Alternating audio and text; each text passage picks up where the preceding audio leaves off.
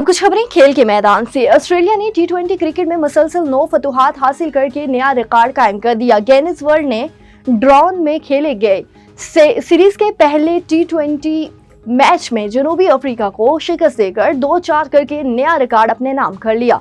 Australia की team ने पहले खेलते हुए मुकर्ररा 20 ओवर्स में तमाम विकेटें गंवाकर 178 रन बनाए, जिसके ताक़ुब में जनूबी अफ्रीकी टीम मुकर्ररा 20 ओवर्स में 161 रन ही बना सकी। ऑस्ट्रेलिया के 75 रन पर 6 खिलाड़ी आउट हो गए थे, ताहम 7वीं विकेट ने स्कोर 134 पर पहुंचा दिया। ऑस्ट्रेलिया के टिम डेविड ने 52 गेंदों पर शानदार 23 रन बनाए, जबकि जनूबी अफ्रीका की जानिब से रायान रिकल्टन 71 स्कोर के साथ नमाया रहे। इंटरनेशनल क्रिकेट काउंसिल (ICC) ने नए वनडे इंटरनेशनल रैंकिंग जारी कर दी। ICC की जानिब से जारी नई ODI रैंकिंग में पाकिस्तान एक दर्जा गिरकर 3465 पॉइंट्स के साथ चौथे से 5वें नंबर पर आ गया।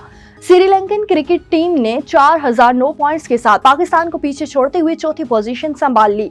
वेस्टइंडीज की टीम एक दर्जा तरक्की पाकर 9वें नंबर पर पहुंच गई, जबकि बांग्लादेश एक दर्जा तंजली के बाद 10वें नंबर पर चला गया है। भारत 4471 पॉइंट्स के साथ बदस्तूर पहली पोजीशन पर काबिज है। न्यूजीलैंड 4160 पॉइंट्स के साथ दूसरे, ऑस्ट्रेलिया 3453 पॉइंट्स के साथ तीसरे और जनूबी अफ्रीका छठे और अफगानिस्तान 7वें नंबर पर मौजूद है। खातून से ज्यादती के इल्जामात के मामले पर भारतीय क्रिकेटर यश दयाल पर पाबंदी लगा दी गई। भारतीय मीडिया के मुताबिक फास्ट बॉलर यश दयाल के लीग खेलने पर पाबंदी लगा दी गई है। वो UPT 20 लीग के तीसरे एडिशन का हिस्सा नहीं होंगे। यश दयाल का गोरखपुर लायंस के साथ मुआहिदा था। लीग 17 अगस्त से शेड्यूल है।